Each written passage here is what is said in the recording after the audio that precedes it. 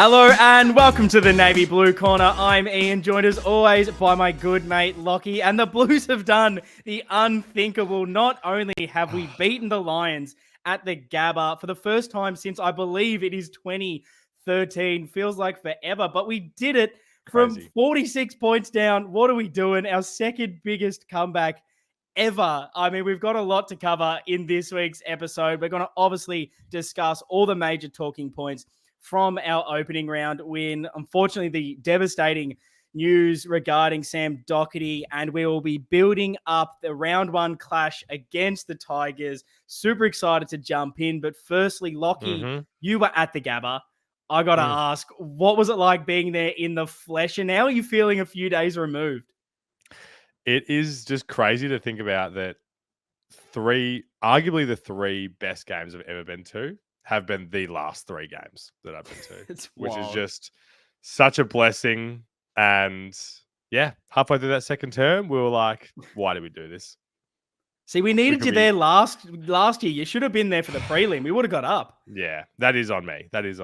But no, it still honestly doesn't feel real. The whole opening round doesn't feel quite real. So maybe after we have a big win on Thursday, it'll feel more real. I agree. It's a weird feeling. Like, probably the circumstances of how it all transpired has made me not truly comprehend what has just happened. I tried to watch the game back a few times, look at the stats, look at what we did, and it just hasn't truly sunken in just yet. But I agree. Once we beat the Tigers this Thursday, everything will definitely change. The season will kick in. Now that I'll be there in the flesh, I feel like I'll finally start to feel the season. But let's kick off with our favorite segment that we now kick off every single show. It is, of course, Navy Noise. This is where we talk about the hottest topics going around and dive into all of them. And I think we got to start talking about the comeback. We'll get into the bad part of the game, the start and what went wrong. But I don't want to talk about that, Lockie. I'm excited. I'm pumped up. I want to talk about the good. Did you feel like it was going to turn around? And I guess my follow-up to that was, at what stage did you really start to believe, gee, we're a chance in this game?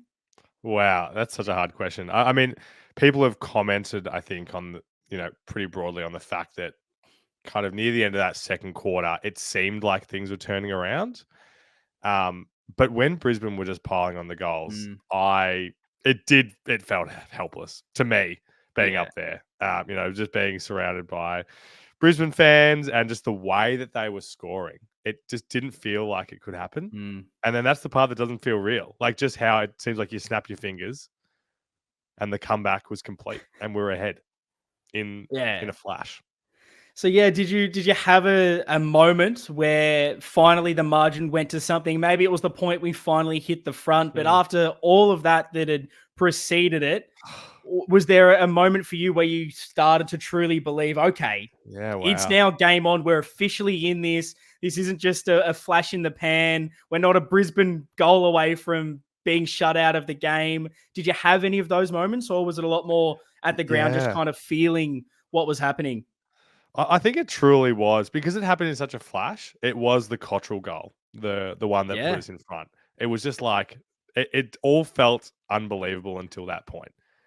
And I don't know. So every goal is so memorable. Like when Carroll put his one through, that felt like a big defining moment with his kind of coming of age quarter. What about you? Well, I think firstly, did I think we were going to turn it around? Absolutely not. It was that start. I was really trying to, I guess, rationalize what was happening. I think that was kind of it. The longer it was going on, near the end of the first quarter, feels like we wrestled back a little bit of the control, but we were still down by so much, not playing good footy at all. No. It was then, well, okay, did I expect us to beat Brisbane in Brisbane? No. So I guess maybe I can deal with losing. It isn't a good performance. Okay, maybe second half, just give me something to be excited about. Let's forget about opening round. Chalk this off as a loss we knew was going to happen. And then, round one, let's go. Right. So my belief had definitely disappeared, and it was insane. Like that third quarter, I agree with you. It was, as soon as the goals kept going in, it was like, 2 minutes ago we were down by 40, and now we're Yeah. within a sniff. It felt crazy. I think Kennedy's goal that decreased the margin, I think it was to 13 points. That's when I started to go, okay, this isn't just we've come back and all of a sudden then Brisbane kicked 4 in a row and the game's, back blown out and there's our comeback while Brisbane weren't trying. That was like hang on a minute. Could we? Is this about to happen? But I agree with you. Yeah. I think Carroll's goal was the real, put us 2 points down. We're a kick in it. It almost felt too perfect. This guy's come on as sub. He's playing the best he's ever played. And it was So like, we've good. got the clear momentum. That was the real turning point where I was 100%.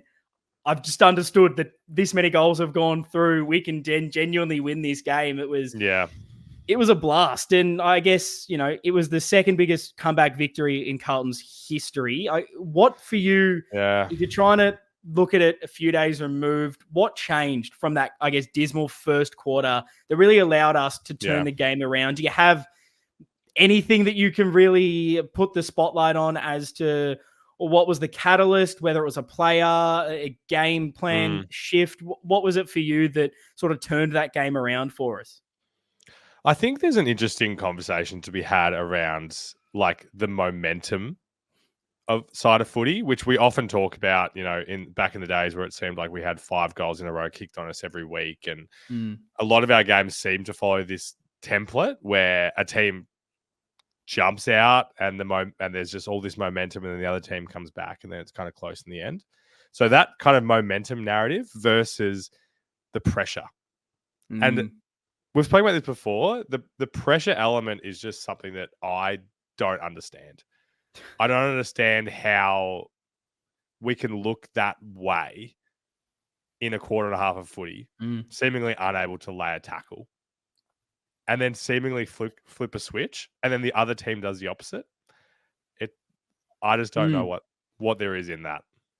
Yeah, I've heard a lot of people mention that it felt like that game against Brisbane was almost the whole of last season put into one game of footy because it was like the slow start, turn it around, have that blistering quarter, and then another close win. It was kind of everything. And it's such a strange thing that we seem to have in us where even if I guess we don't come away with the win and it just is that shootout at the end, you can still start to feel, okay, well, there's something still here. Whereas that was obviously the disappointing part halfway through the game where the start of the season, we're now being talked about as a contender, as we should be, off last year's form, out of our expectations for the season.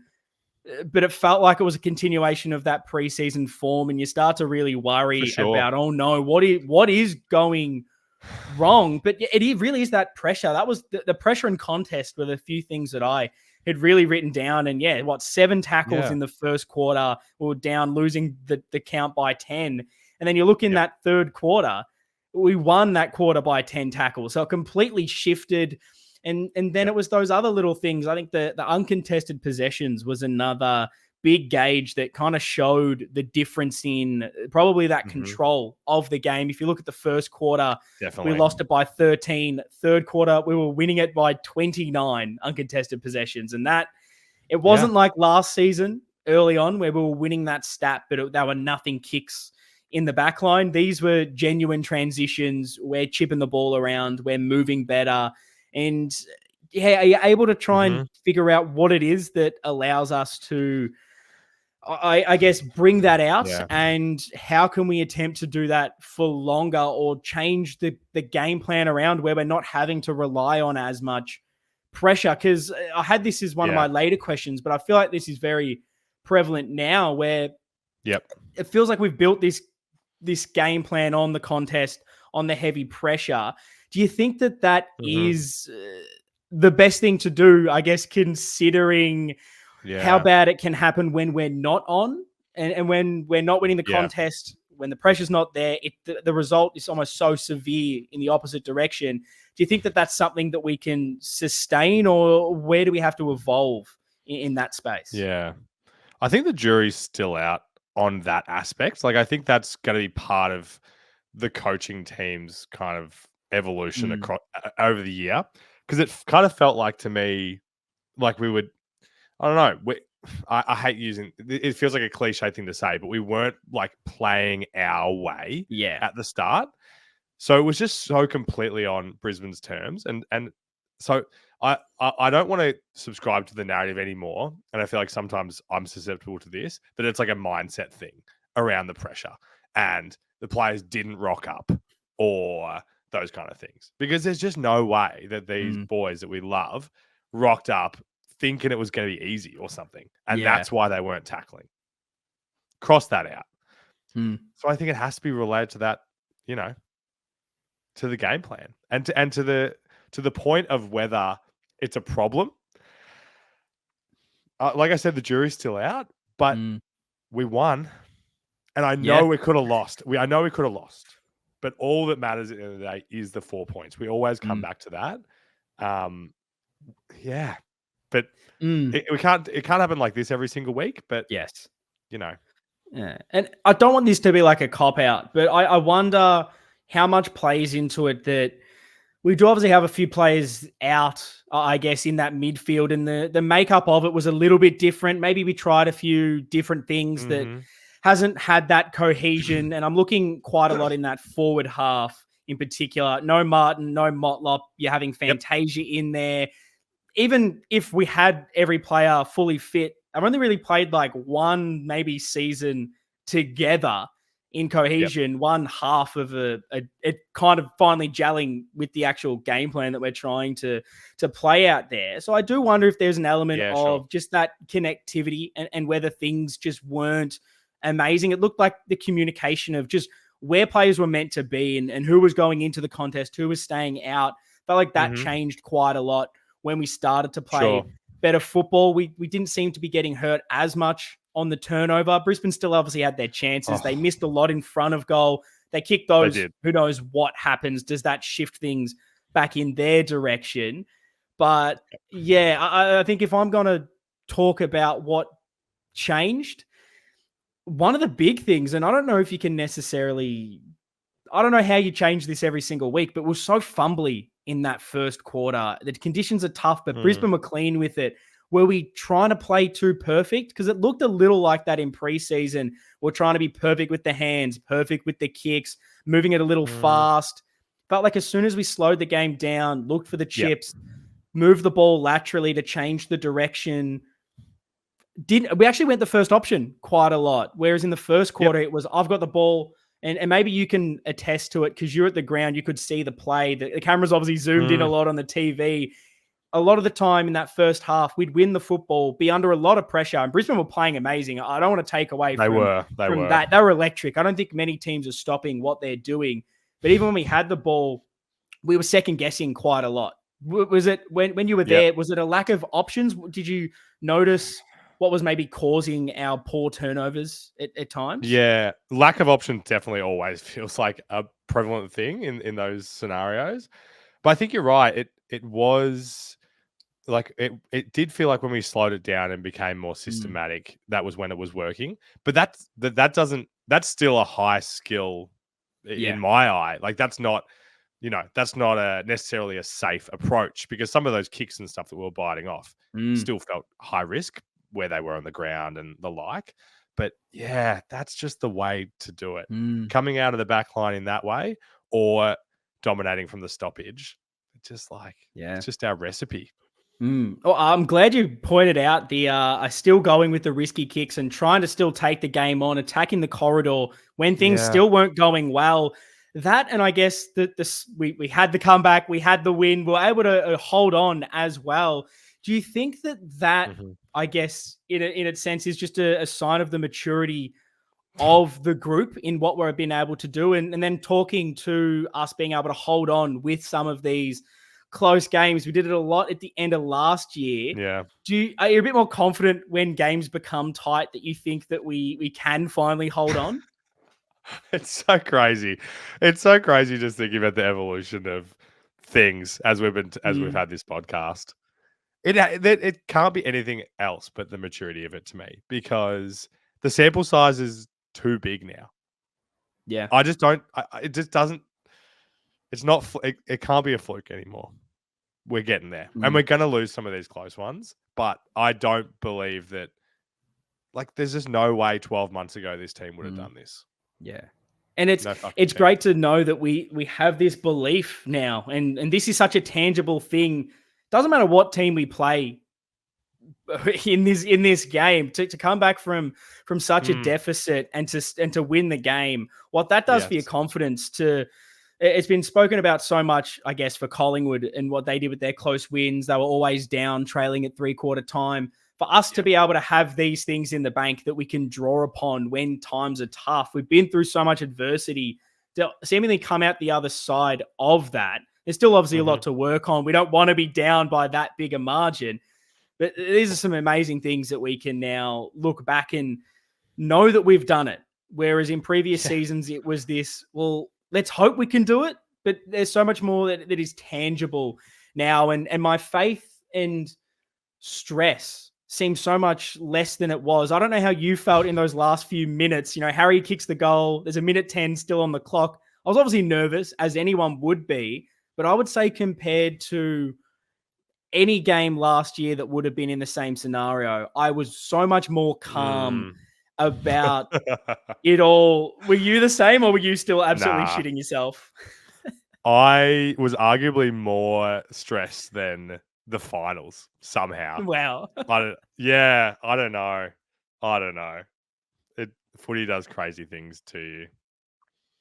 I love it. Well, I guess kind of off that, was there a stress around if we did lose? And I kind of want to ask the question. It's maybe a dumb Yeah. hypothetical to throw out there, but if we No. hadn't got that win, the comeback still was there, but we don't ultimately go on and win. What does that kind of mean? What would Mm, that have meant for you if you were to try and read from that? Because totally. it's such a fine margin. So would you have read a lot into the fact that we would have lost the close one? I think that's actually a really good question. And this is why my stress doesn't make sense. Because I think Dad and I were saying it to each other when we hit the lead, hit the lead in the third quarter, that was, hit the lead again in the fourth quarter, and during that last minute. It's like, we're proud of where Mm, we've come in this game. yeah. And I was saying to myself, it's okay if we lose this one, because to everything that you said at the start of the show, all the circumstances around this game, Mm, then to be down by 46, I was just like, you know what? yeah. If they get a lucky kick here, they were centimeters away from kicking a goal at the end. If that happened, I'm Mm, not sure I'd feel yeah. extremely different. Yeah. I think you can live with it because of circumstances, but I don't know. This could be a game that we look back on. Obviously, you're going to look back at it fondly because of how it happened, Yep. but being able to steal a win in tough conditions at a ground Totally. that no one seems to be able to win at except for the Brisbane Lions, just what that does, not only to bank those points, but to get that Mm. win that we do our predictions at the start of the year, and both of us will go through every single game and try to see where our winnable games are, to see roughly where that'll put us on the ladder. To Yeah. get one that both of us probably would have sensibly said, okay, that's a loss. That's fine. We can't win every single game. To tick Mhm. that off early, that just puts us one step ahead. And I think now it's on to that Richmond game to make sure that that wasn't just a waste. And hopefully Yeah. we can definitely learn from what went wrong to ensure it doesn't happen again. But I want to talk Yep. positively still on that comeback. What was, I guess, the most impressive thing for you? What did you love the Mm. most about that comeback win at the Gabba? Yeah, wow. I mean, you touched on it, but it's just the fact that this was truly the biggest kind of home and away monkey on the back Mm, that I can think of. Like like you just said, in terms of the belief, like, just being able to come back and get this win up there, mm, like, that that's almost the best single game scenario that could happen, I think, in this mm, whole home and away season.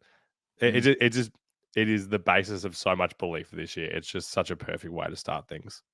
It's a massive, I guess, challenge to the players when they were down by so much. Is this how you want to Mhm. start your season? This is the team that kicked you out of finals. You could have been playing off in a grand final.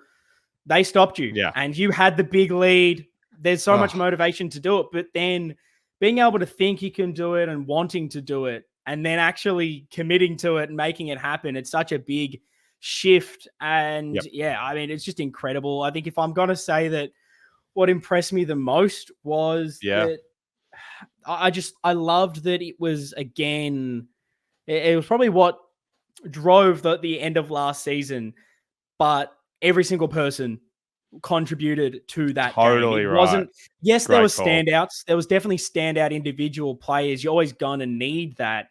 But it was, you know, your Fogartys, your Carrolls, right. your Cottrells. I could throw so many different names out there that all stood up when you needed them to, playing their role, that we're not having to just rely on Charlie, even though, you know, he kicks a couple of goals in a minute to turn things around. Every other person allowed that to happen. And that's such a big step up for us. Yeah. And it just shows what happens when we buy in. Every single person is playing at their best. Just what can happen. You can beat Brisbane at the Gabba being 46 points down. It's just insane. It's insane. Totally. It's funny. That was a reflection I had when I watched back the third quarter. Was how even I felt like the spread was across everyone, and everyone kind of had their part in it. You're so right. Far out.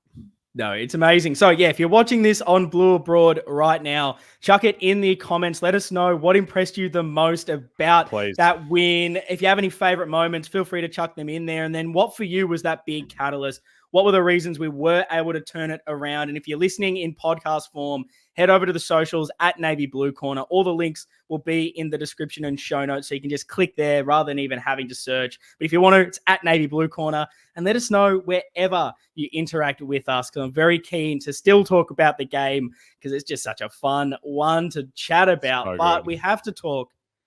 We've talked about the positive. We've got to talk about the negative. And that was around that poor start. It was horrific. Trailing by 32 points at quarter time, going down to the further 46-point margin in the second term. I just kind of want to ask you, how are you feeling at the time? We've touched on it slightly, but what thoughts were running through your mind when things were going so poorly? Dark thoughts. Dark thoughts indeed. Like I said before, it's so funny, just the brain of a footy fan, because I was having thoughts like, kind of what you said, that how this is like an extension of the preseason that we were already underwhelmed with. Yeah. And I was like, is this what this season is going to be? Is the narrative that this season, like, are we going to be that team that made a prelim? Yeah. And then it went down the gutter. Like that thought popped into my head. That's how easy it just seemed for Brisbane. It just did not even seem like they were trying when they were just piling on goal after goal.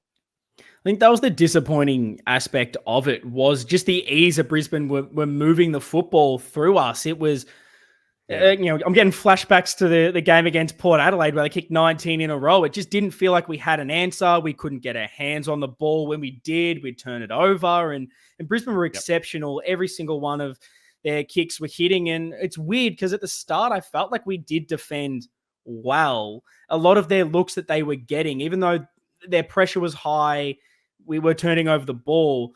When they would kick it back, we were making them have to kick from the boundary. They'd have to kick from wide. The issue early was they were nailing them. Like, I think it was McCluggage kicks one. Oh, my God. Ridiculous. And then McCarthy kicks another tough one. And they were kicking everything. And, you know, they kicked about 5 goals.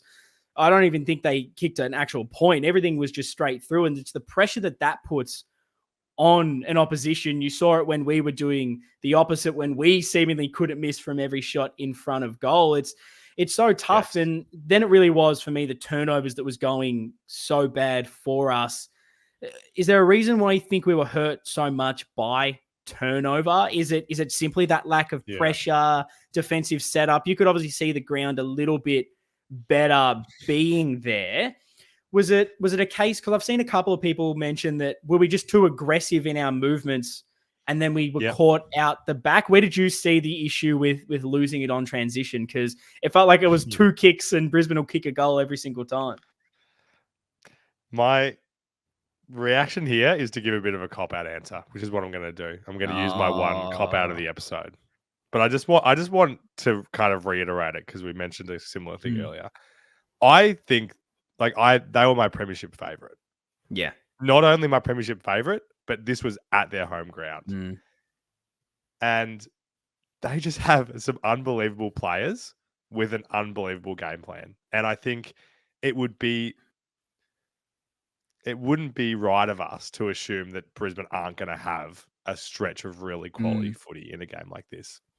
So that's to not answer your question. So, because I'm interested to hear your Thank you. take. Appreciate But I it. guess like reflecting on the whole thing is Yeah. seeing that Collingwood beat them in the grand final last year by under a goal. And we've just beaten them by under a goal on their turf. It's not going to get harder than this to me. Like this was it. This was the peak of the home and away season for me in terms of what we're going to be coming up against. And we got through it. It wasn't pretty at the start, but we did get there. It's hard. It is hard to answer. I'm not sure I have a straight answer to it either.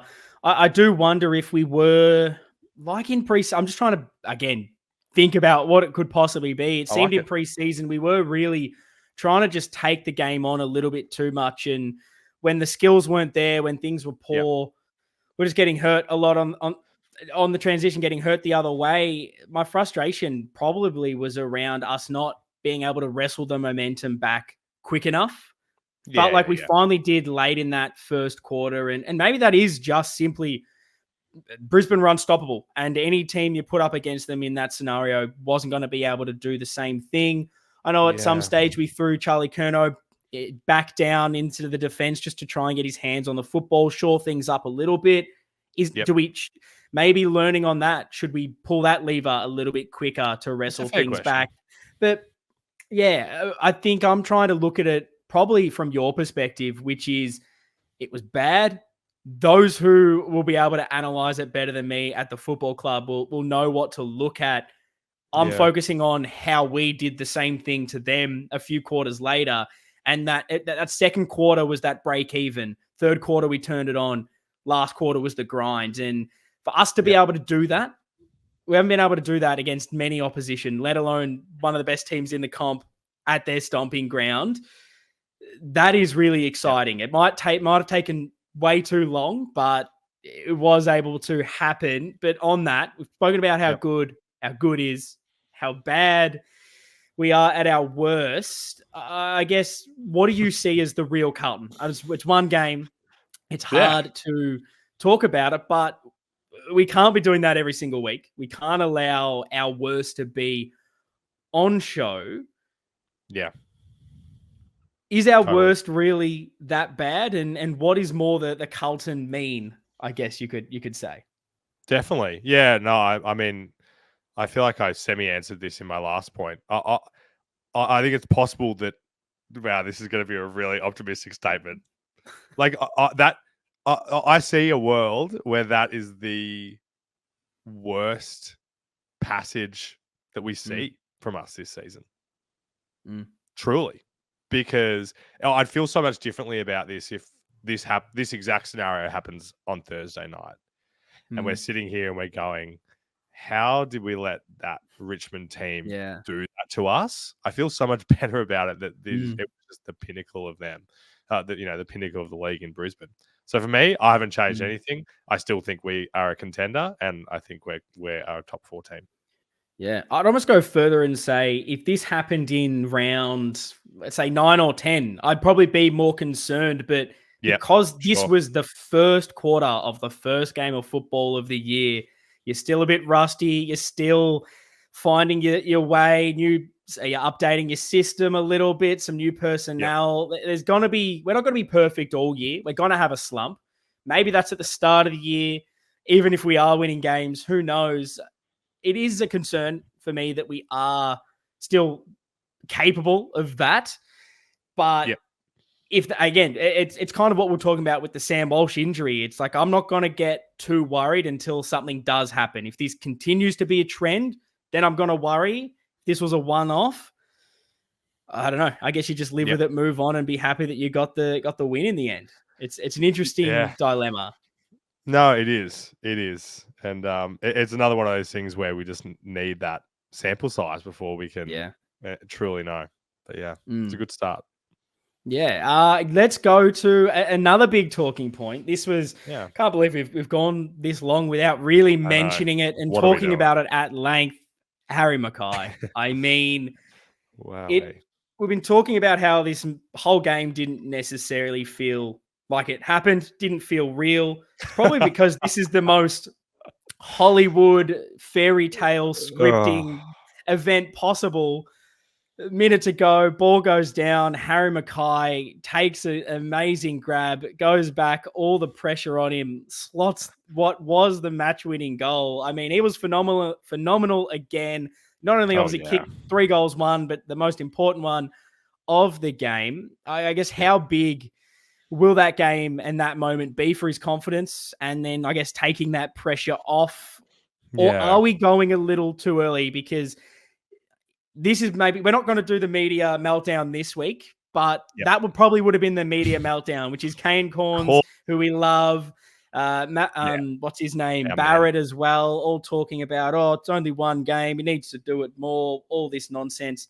Where are you sitting in the Yeah, middle of that? Is this the yeah. breakthrough that he needed to get out of that slump, or are we judging it a little too soon? I'm kind of in the middle of it all. I'd say, like, in terms of for his confidence, that moment in this game, I think is massive, and I think Yeah. it's going to be a huge step forward in it.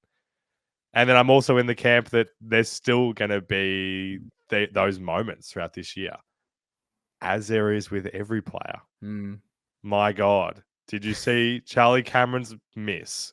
Like, what was that? Hipwood, Did McCarthy you couldn't hit him, like Danaher didn't quite again. hear anything about those? So yeah, I think he's still. Mm, It's not going to be.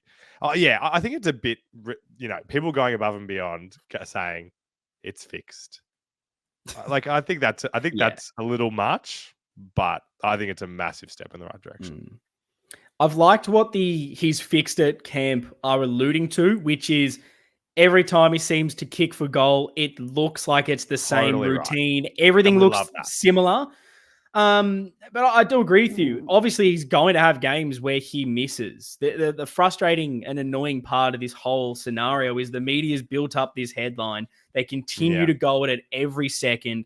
He has one amazing game, amazing moment, of which he should be finally, applauded for it and saying, well done. yeah, After everything he's copped, it's great to see that he's still capable of this. Instead, they're still using it as a like, well, needs to do it more. And it's like, come on, like you just at this stage, yeah. you're clearly not in reality. It's You're just ridiculous. trying to get your clickbait, which is why no one likes those shows anymore. Like I saw it on Twitter. I'm not watching it. Did anyone actually see it happen No, oh my live? God, no. No, because no Of one's course watching not. it. No one's watching that absolute And that's the garbage. and that's the thing though, isn't it? Like they do it because they know the Mm, reaction that yeah. comes. It's a vicious Mm. cycle of crap. Yeah. But I And just I think it is I'll just say on the part mm, that got me the most was people being like, "Come on, Charlie." Like for his comment like in the, saying that hopefully they'll get off, give him a break. mm, Like, "Come on, Charlie, this is what he gets paid for." It's like it's just the perfect thing for teammates to be doing. yeah. What do you like? How can That's you why he's a leader. genuinely be opposed to that? Come on. Him and Nick Newman. It's why they're held in such high regard around this place where any chance that they've Yeah, gotten in the media to talk about it, it's backing their brother up and having a absolutely. little, drive-bys towards the media, which we absolutely love to see. Of It course. gets the fans up and about, and it's a bit Yeah. of fun. If they're gonna hang it on him, why not give it back when he finally goes against them. But what were you Exactly. feeling in that moment? He takes that mark, he's gone back. I guess run me through your thoughts and then your reaction. That's what I want to know. You were there, you were able to feel it all Yeah. with the Blues Oh brothers my that were God. around. I'm keen to know about it. Yes, I do have Blues Brothers FOMO. I did miss that memo, unfortunately. Mm, Wow, I'm trying to take myself back to the moment. I don't know. Numbness. I don't yeah. think I was confident, nor did I think he was going to miss Mm, somehow. Just, yeah, yeah. it's present. It it was a strange one. And this is maybe shows this. It's going to sound so wankerish. It's not meant to be, but it's like the maturity in me growing up and being a little bit older than I Mhm. obviously was a few years ago, and thinking about the football, because a few years ago I would have been wanting the win, wanting to kick it for selfish football fandom reasons. Whereas when he was Oh, I lining like up, it. all I was thinking was, just Oh, please don't miss, because I can't have what the media are going to say, even though it's so ridiculous. And it was just like, I want more than anything for him to kick this for I him. know, Like, right? I just want it for him. Yes. And Good that's call. what I love, that's my perspective has altered in that way, where I almost care more about these guys at stages than I do the results. And that's what it meant. And that's what it's meant this whole journey. It's only one game. We know that. It's a long season. Yep. But the biggest pressure mounting moment for him to slot that, it's massive. It's absolutely Yep. massive. And the other thing from Harry, we didn't go with the dual rucks in Pito and TDK. We saw Yes. Harry in there. What did you make of him in the ruck? What did you make of the new setup? We had Cripper going in there for a little bit. Matty Kennedy. Did you like it? I'm keen to know your perspective on the ruck setup without the with Pitternet out there. Big Brad. You stole my bloody under the radar point. I should have put it in the run sheet. We can talk about God it now. damn it, Ian. Pivot. Yeah, we can skip ahead. Yeah, because that was my thing. Like that was such a big part last week of thinking how this game was going to go. Was what did we see in this preseason game where we just got absolutely smoked in the ruck? What are we going to see? Is Pitt going to play? Is this Harry just a one game experiment? And I loved it. Yeah. And yeah, I don't think we will be seeing Pitt for a bit, would be my guess. But what would I know? I thought they were going to name him last week. Yeah, no, I agree. I did really like it. And it is a conversation that's definitely gone under the radar, which is why we've introduced this new topic. I'll maybe save mine for a little bit later, rather than going right now, so we can keep things going. Give them a bit of a taste. It's basically going to be a topic of discussion that we just don't think is being spoken about enough in this community, in this content space. And the ruck is such a interesting thing. It looked good. And McInerney and Danaher, probably not the matchup I would have expected us to go with the DeConing solo ruck with help. Right? But God, Harry looks really, really good in there. And I like that he can add to it a bit more when the ball hits the ground. I don't know. I'm 50-50 on Paddy Cripps in the ruck. I was going to ask you about this. Yeah. When he's in there, he looks okay. And I like him being around the ball when it hits the ground, that extra midfielder. It is just that worry of, is it too much of a risk? I know he's only doing the around the ground stuff, which is less than the center bounce. But is that going to damage him at all if he is getting thrown around in the ruck contests? I probably prefer the more Matty Kennedy shout of just get a body in Sean Grigg style and see what happens if we do need a rotation that isn't a Harry Mackay. Very interesting. Yeah, I hadn't really considered the injury risk, actually. I more looked at that as are we actually, like, how are we doing in the minutes where one of those guys is the ruckman? And I haven't had time to, actually look at it, but I'd be interested to know, like, are we actually a net positive without either Harry or TDK in the ruck? Because part of me just feels like maybe it's not that important. Like it's not crushing us those times where those guys are in there for a few minutes here and there. Because it's not like we're throwing Matty Owies in the ruck, who's just clearly going to get completely dominated. There's a bit of a contest going on, so it's an exciting thing, because I think this week it looks like it'll be Nankervis and Naismith probably as the tandem rucks. Could be interesting to see whether we bring Pitt in to deal with that, or whether we go with what worked. And right now, to go a little bit ahead as the preview, I'm going with the rucks that we had this week. Same. Try it again, see what happens. Give me more evidence. We want the sample size to increase. Why not find out about it? Worst case, it doesn't work and we can deal with it later. But that was a lot of fun to talk about Harry. We've basically got one other Navy noise thing before we go into my under the radar. And it's the unfortunate the one big blemish of such an incredible night. Sam Doherty rupturing his ACL, tearing his meniscus, gone for the year. Third ACL. It is grim. Like he's just been through so much. I've been struggling to find the right words to say what I can add to the conversation on this, other than just I love Sam Doherty and I wish this didn't happen to him. Like I didn't make a post about it on socials because I was just so rattled by the news. When I first saw it, I thought it was a meme page that was pretending to be Carlton posting it, that it wasn't real. There was no part of me that thought that was actually something that did occur, particularly because he came back on and still played a bit of footy. Ridiculous. So I guess it's obviously devastating, but how did you react to the news? And I guess what are your kind of thoughts on such a big injury? Yeah, no, I mean, I'll echo all of your thoughts on it. It is just, like it's just unbelievable that it has to be him after everything that he's been through. And I know we would have plugged it at the time, but definitely recommend listening to his episode on Dan Does Footy. Like talking through his story in detail is just a very inspiring listen.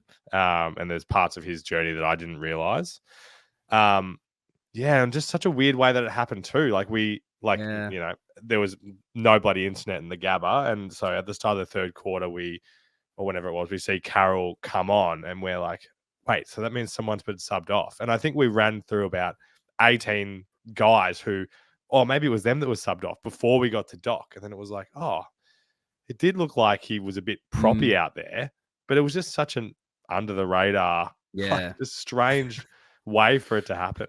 Just so weird. I don't know if I've ever seen someone do an ACL and come back on and play a quarter of football. He just gave it a little bit of a click, and that's probably him as well. I wonder how much of it was he can clearly just get through so much and get through so much pain that this to me, I'd be on the bloody bed for the next 12 months. I'm never standing up again.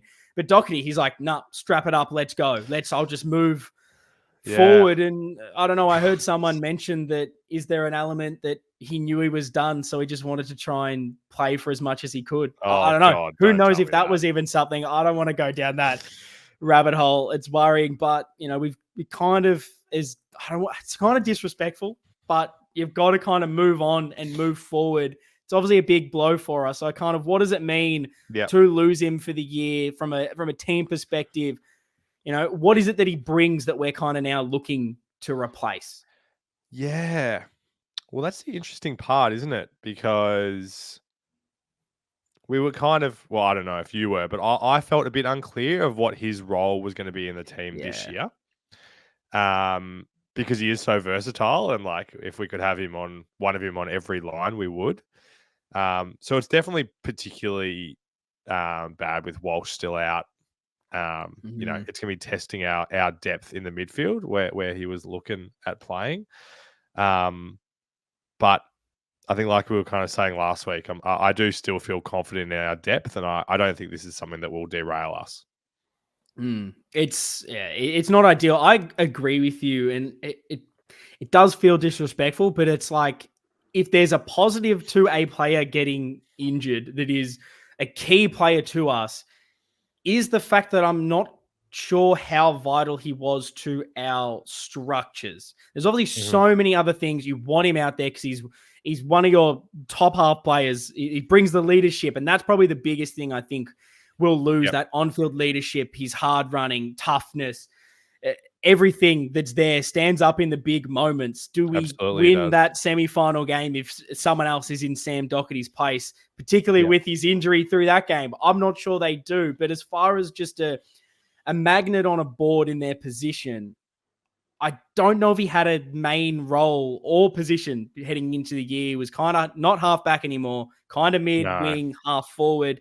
It feels like we can kind of replace it positional-wise. It's obviously just all those other qualities that you can't replace. There's no one that we can bring in that's going to sort that out. So I guess, how do we replace that? Who is on your radar in the coming months that you can Yeah. kind of see maybe we're going and I'll actually use this the correct way that no one seems to do, almost the Moneyball style, where it's not one player replacing Doherty, but you're trying to use 6 Look players at to you. deal with these traits.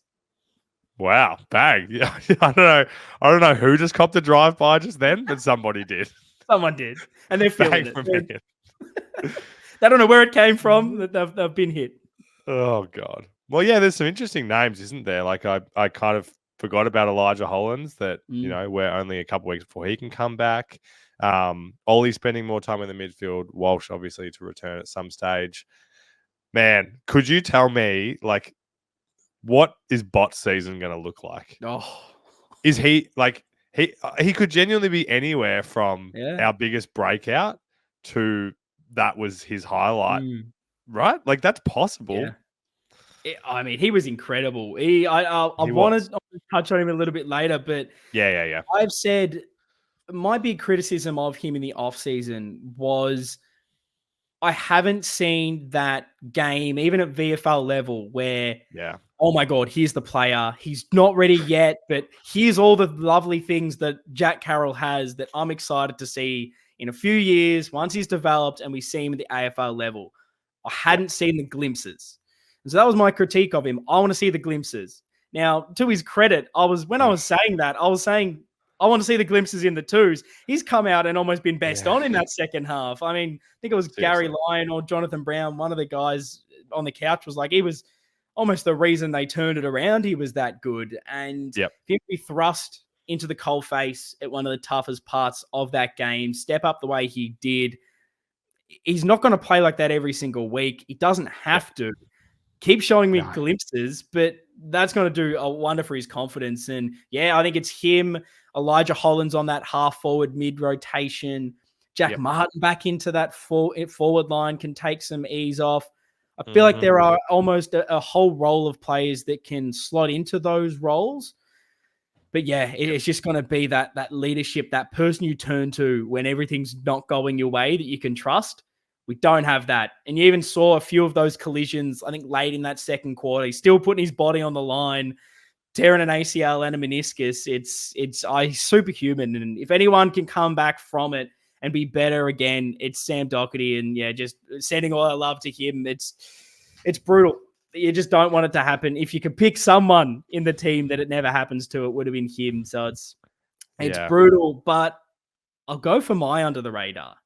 And give it to me. My discussion point was the key defenders. Well, you've brought the tall man, the big boys to the discussion. I'm bringing the big boys well, just in a different slot around the ground, because a big talking point from preseason wasn't just what's the ruck setup. It's we've got no Jacob Wiedering. Lewis Young and Kempy look like garbage down back. We're in trouble. We're coming up against Brisbane. Their forward line is looking pretty good. We're in danger. Even when things were bad and the ball was coming in hot, I don't know how much I'm blaming the key defenders on that one. There's obviously some part to play structurally, but I reckon it's all the mid pressure and how easy it is moving throughout the other parts of the ground. That was my feeling too. Yeah. I thought Lewis Young played really, really well. I don't know how you thought about him, which is, I didn't see that coming. What were your kind of thoughts on the defensive stocks after seeing that game? Yeah. And are you a bit more confident now about how the key tolls can fare before Wiedering does return? Yeah, I mean, of course, you have to. There's no way that could have damaged your confidence about them. And I'm agreeing with you. I definitely felt like, midfielders, that was that's the reason why the ball was coming in how it was. Like, it's similar to the Melbourne Pracky, where it was like, how are you going to defend these with the space that you're giving their ball users? I mean, one of the things, do you want an under the radar? Here we go. I thought Lewis with ball in hand looked a bit different. He was hitting targets, mate. He looked.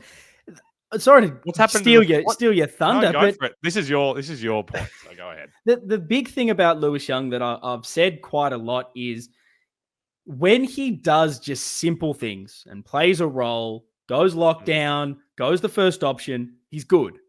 It's when he almost tries too much, takes on far too much.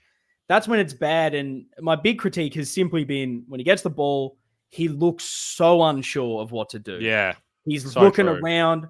Even if other players do the exact same thing mentally, they don't seem to show it physically. And I know that's such a stupid thing to bring so up, but like if true. Saad gets the ball, he in his head he's probably like, him, no, I don't know what to pass it to. Him, no, he's looking. Yeah.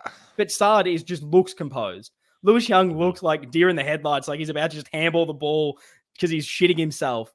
Yeah. This week, all of a sudden, feel he's it. immediately, he knows exactly where he wants to go. There's a player there, hit the target. That's what I want. Keep it simple.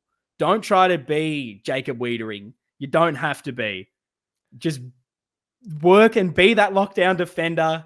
Keep things simple. More of that. And I know it's one game, Yeah. small sample size. Who knows what could happen for the next few weeks coming, but I just thought it needed a shout out because there was so Yeah, it's a good much one. trash talking from a lot of people. We were very quick to, after a game that doesn't count preseason, to say he should never bloody Speak put for on a yourself, mate. jumper. I'm not saying us. I You know wanted there were Sam some Durden people out there, mate.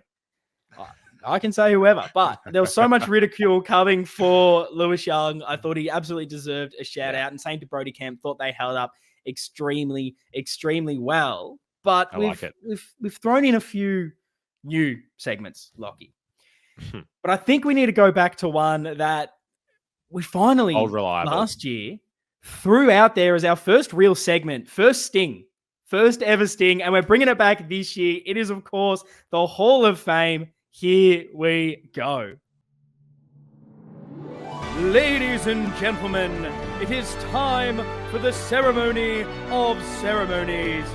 Straighten your tie, adjust your monocle, and raise a pinky for the navy blue corner Hall of Fame.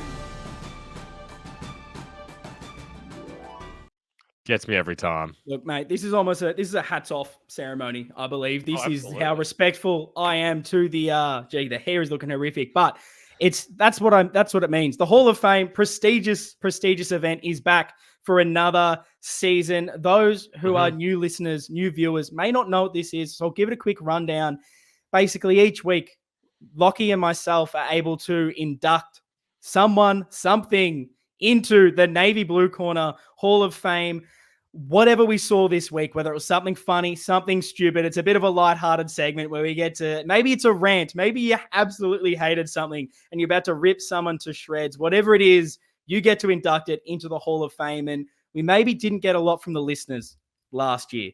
Lockie and I, we're studying, we're trying to find something to bring to the table. My call out this year and this week is I want more from you guys because I want to be able to get enough that we can vote on. And each week, you, the listeners, the viewers, get to induct something into the Hall of Fame. It's a bit of fun. I'm very excited to hear what you've brought to the table to kick things off this year.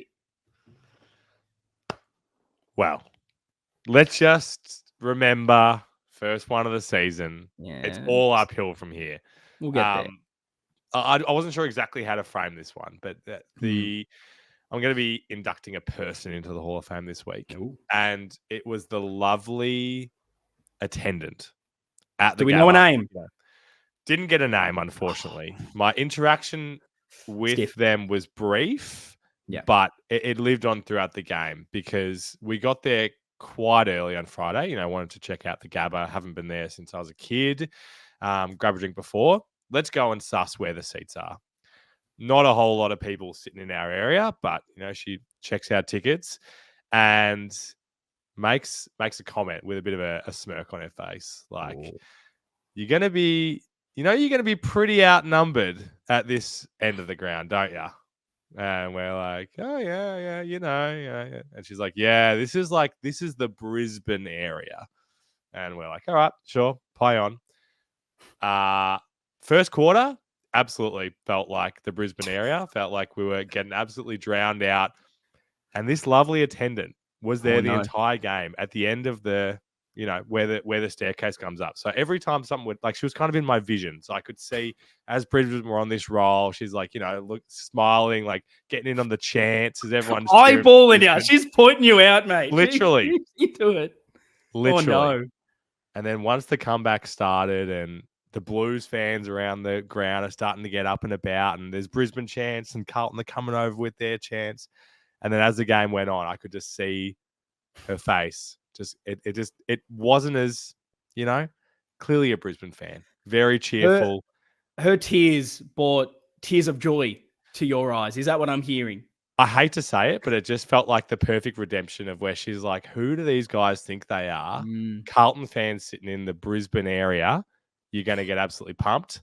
It was going to happen. Yeah, And then I by love the it. end. So she's Beautiful, my mate. Nameless inductee. Brisbane Lions attendee is going into the Probably should Hall have of got the Fame. name. We'll find a name. I'm sure she'll listen. Big fan, Reach out. obviously. But no, I like that. There's nothing better than a bit of karma. And I was very close to inducting the Brisbane cheer squad for their banner this week. Yeah. I was close to posting that on my story. I do love a bit of banter between teams, and I do like that on the banner. Like you poke fun of it, but like, I don't know. Yep. If we were to make a banner next time we play one. them about something, it's like, who gives a shit? Like, let's move on. But this, I had two options, and I didn't love either one enough. But I've found a reason to induct one. So maybe this isn't the greatest launch of this segment ever. I was so I'll tell you, I was so close to inducting Gary Lyon because I'm not sure if you. I'll say both of them, but I'm not inducting this one. Not sure if you caught this, if it was in the replay or not. I think it was before the game. Could have been quarter time. The boys were somewhere in the Gabba, and it was clearly a windy night in their section. It was in a wind tunnel because all of a sudden they go back and Gary Lyon's chair is just like slowly sinking, and he's panicking. He's trying to fiddle with the chair. When he's fiddling with the chair, his papers are flying away and he's holding on and he's falling off his chair. It was good. It was good. So maybe you can choose which one's better out of this, because I had Gary Lyon, the bar's high, falling off his chair, throwing his papers everywhere. Was quite comedic. I was ready to, and I was hoping they just did this for the bit. Every time we then cross over to Gary Lyon, he's just a little bit lower. End of the game. That's such a you bit. Yeah, that would have been beautiful. But what I was thinking deserves maybe a bit more than Gary Lyon being able to set up just a regular office. Is if the Brisbane Lions, and maybe this is a nameless person too, but it's got to be the commercial team as a whole here, because these may be the laziest group of people that I can't believe that they are phoning in a paycheck. Have you noticed? Is like the Marvel toilet incident all over again? It could be. Have you noticed any sponsors around the Brisbane Lions as of late, by chance? Interesting. I'm going to show I'm not very observant. I'm going to say no. Well, firstly, I'll run you through it, Lockie. Not sure if you've seen their sponsor. We've got Ampol now at the top of our Guernsey at the back. They have Hyundai. They've co-opted. Yes. I did notice this. Yes. I don't know what this is about. I don't know. We need to sort this out, surely. Yeah. They're our number one sponsor on ours. Not sure if you can be sharing sponsors and trying to steal that, but okay. Mm-hmm. I noticed that. I believe it was on their jumper last year. So, okay, whatever. That's fine. It's a one-off. Maybe two teams can have the same sponsor. But I was watching the football. I was having a look, and they went to old mate Fagan in the box, coach's box. Now, this year, you might have realized we've got Ampol on the back, as I mentioned. Used to be Trip, a deal. Guess who's on the bloody signage behind Fagan? No. Guess who's on his sleeves? No. Trip, a deal, mate. They've gone and got our sloppy seconds again. I don't know what is happening with this commercial team. Someone do not give them a pay rise. Take the money off them. All they're doing is copying our homework. You watch out for next year. Great Southern Bank or whatever it's called is going to be there. They're going to be stealing bloody, I don't know what, Coyote is going to be one of theirs as well. Grunt will be their ball sponsor. Wow. I don't know if we've got the same guy working two jobs. Maybe it's not paying enough at Carlton that he's a double agent or something, but come on, mate. You've stolen Hyundai. Now you're getting our sloppy seconds. Brisbane Lions commercial team. Can you just find another sponsor? Surely you can find someone that's not already partnered with someone in the AFL. Step up your game. That is absolutely giving when you go to an away game and the and the ladies there as well. If she's how is there not 18 of these? if she's there again this year, there could be blood. If we've got those dancers as well, oh no, it's gonna be disaster. But no, so we've got nameless attendee, nameless Brisbane Lions commercial team going into the Hall of Yeah. Fame. If you Yeah. found something funny That's a that goodie. you saw around the game, maybe it was an experience like Lockie that you had going into the ground wherever you were.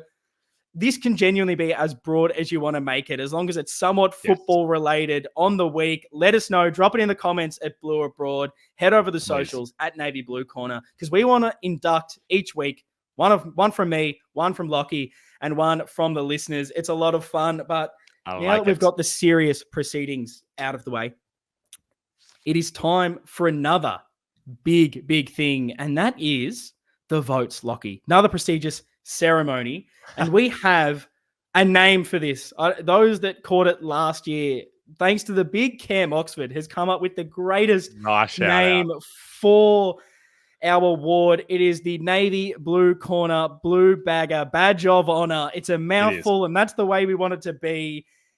Now, we've changed it up this year, Lockie. Everyone's given their 3-2-1 votes every single week. What have you done to change things up? Because you've put a lot of thought into this. I know. And I really appreciate you allowing me to have just a little bit of creative freedom with the podcast, Ian. I really do appreciate that from First and only time. We'll see if it sticks.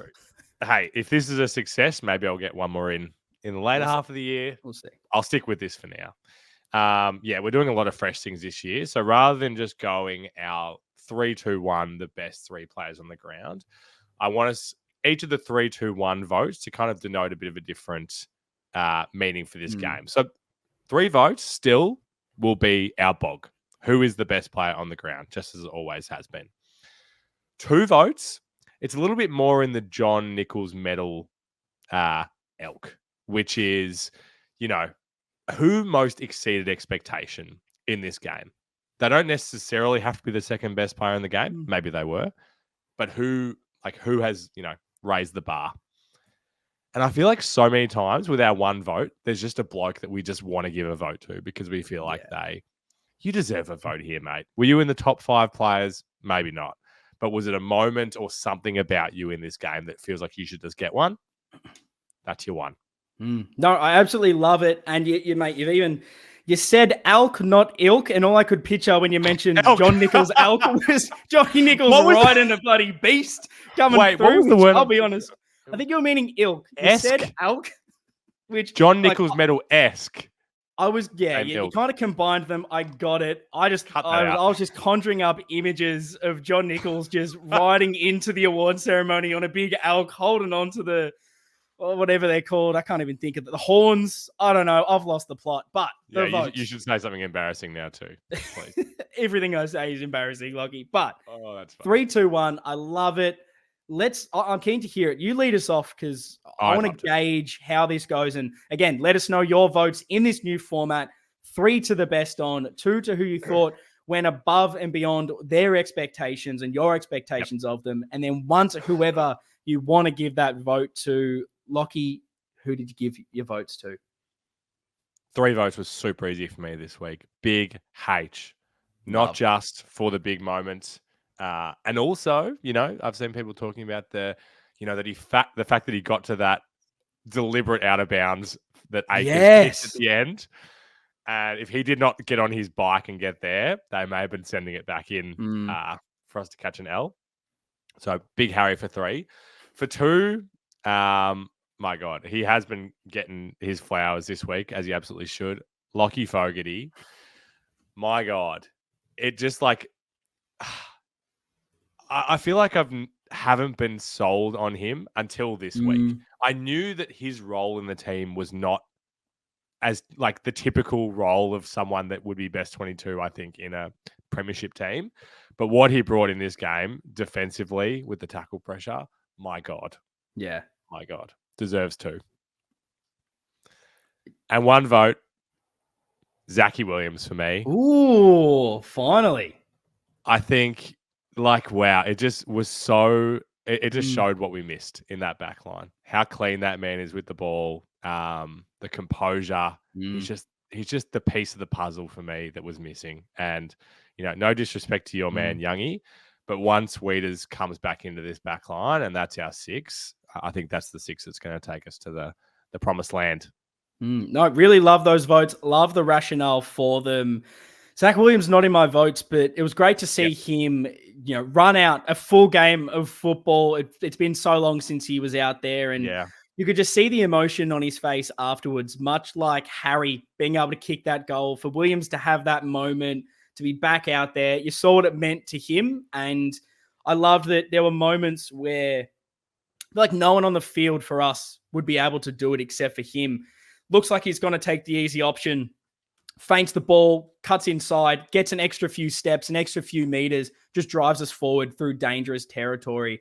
It's an exciting thing to have. And for him to play that well first game back, I can't imagine what he's going to be like a few months into the season. It's going to be electric. I've gone so similar with my votes. 3 was to Harry. Could have maybe gone to Charlie because of his little cameo performance, kicking more goals. But I just thought H's performance all round was incredible. And to kick that goal, you've got to give him the chocolates. 2 was similar to you. So close for a Jack Carroll. But I just thought that Fogarty had the full game, was doing it throughout. And I made the note in like the first quarter and in the second quarter, it's like, if one person's giving it everything, it's Lockie Fogarty. His tackle pressure never let up. We needed it from everyone else. When they started to bring it, it was amazing. But yeah, Lockie Fogarty is that player where we didn't know if he was going to be best 22, didn't know where he was going to be and what his role was. I agree with you as well. He's one of those first names now on that team sheet in that forward line, just because of what he does bring, kicked the goals when he got the opportunity as well, which we've been kind of crying out for. Yeah. I think his role is perfect. I absolutely love it. And my one vote goes to George Hewitt. Thought that he's someone that you mentioned in preseason is a little bit under the pump in the sense of what's that midfield mix going to be like? Does someone like a Jack Carroll take that step up where we don't need a Hewitt anymore because a Chera and Walsh are winning enough of the footy? But I think in this game, you just saw the tenacity and what a guy like him can do. Didn't stop every single part of that game. And he's been spoken about a bit by people, but I just really want to give him the love because when you've got so many stars in the team and in the midfield, guys like him definitely go under the radar. And so he gets my one. But I'm excited to see where the votes land throughout this season. It's a nice, interesting concept. And I think it's an exciting one. But speaking of exciting, we've got another game. We've loved talking about this one. We've talked about it for ages because there was so much to chat about. But we got to move on to the blueprint to victory. Running through the game against Richmond, round 1. It's not opening the season, but we come into it with a victory with miles into the legs of these players. I'll kick off this segment, Lockie, by asking, what do you want to see? I don't know whether this one's too much to ask or not, but I'm going to ask for it. Do you think winning all 4 quarters is a valid thing to want to see? Is that feasible? I think it is. I think it's good. When we are at the moment looking at Richmond, how they probably saw us to a degree for a few of the years where they were at the top of their game. Yeah. We want to be out there proving that not only just we're better, but that we are substantially better and we are a contender. I think 4 quarters is a great thing to want. Yep, for sure. I think that's the benchmark, I think, of where we're at. Like, we don't want to be sitting here, like I said earlier, next week talking about a similar scenario to last week where, we got the win, but I don't know, is this going to be a thing now? So it's that winning all 4 quarters is something I want to see. And the other thing is just if we can bring it from the start.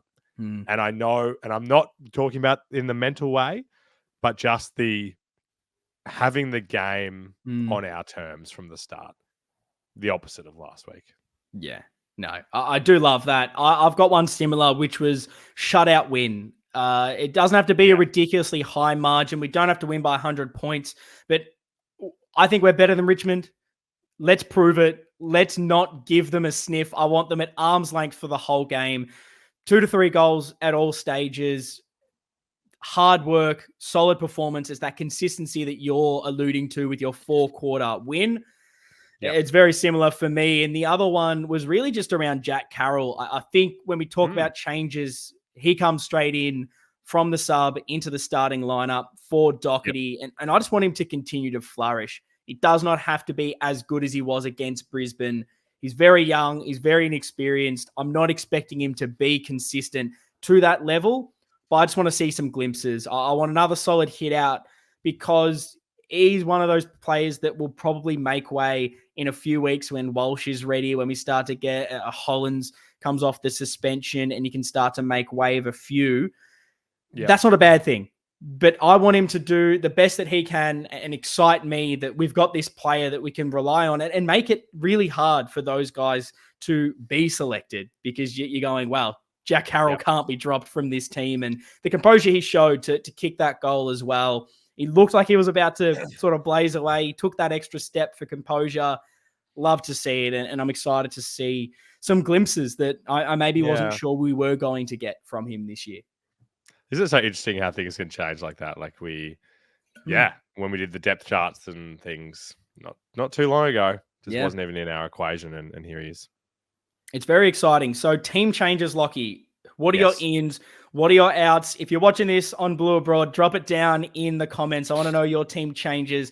And same if you're listening to this in podcast form, head over to the socials at Navy Blue Corner. Send us a DM, tweet at us. Wherever you want to interact with us, let us know your team changes. Very keen to discuss because it's going to be an interesting one. We don't have a lot of players to choose from, which makes this more difficult. What are your ins and outs? Yes, and just a note that we are from the past at this stage. So there's potential that we'll know, if there's a debutante maybe or something like that. We may hear about that before this is hitting your ears. But I'm keeping it simple and I'm going to reward players when they deserve it. So for me, the only change that I would make is Carroll in for Doc. And I'd be giving Binzi the go as the sub for this one. I considered, so Motlop is a test at this stage from what we've heard. For me, then it would be either Owies or Fantasia to go out. For me, I think let's just keep the continuity, give Motlop another week to rest up.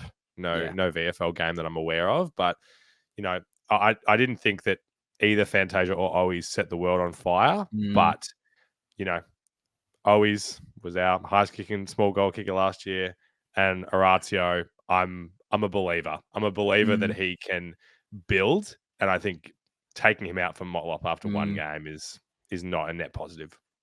Yeah, I actually thought Fantasia had a good game. I liked his link-up play. When he was up around the ball, his composure, some of his inside 50s were great. Some of his run and chase was good as well. Just, I probably want him a bit closer to goal, hitting the scoreboard. It's what we want to see him do.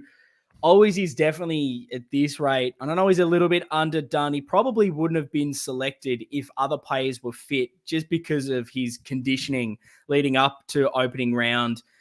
But I'm in the boat where I'm assuming Motlop isn't ready to go and we don't really have anyone else to choose from here. I'm basically the exact same as you. I'm going Bins for the sub.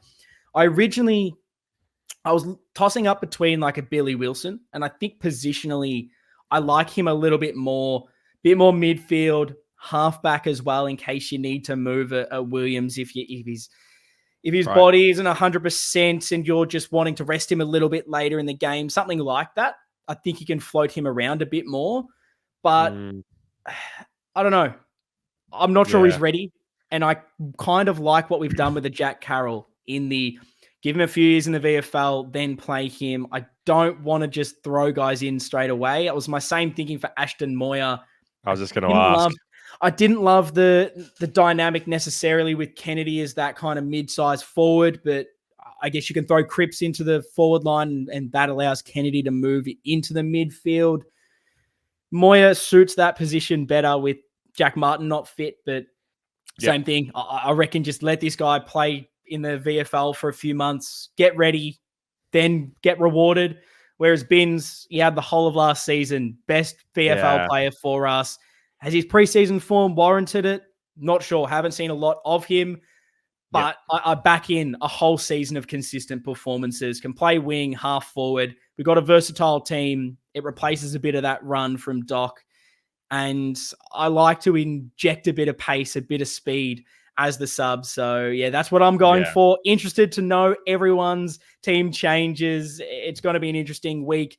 Lockie, is there anything else that you wanted to touch on? Any other final messages before we wrap up this week's episode? You going to be there at the G? Absolutely. Thursday? Cannot wait. First Cannot one. wait. Cannot wait. Carlton home game. Yeah, it's going to be popping. I can't wait to be back there at the home. Oh, it's going to be amazing. A raucous Blues home crowd at the MCG. Round 1 against the Tigers. We will be back here next week to talk about a massive win against the Tigers. Oh, I just love that the footy's back. We're going 2-0, baby. Up the bloody baggers. See you guys next time.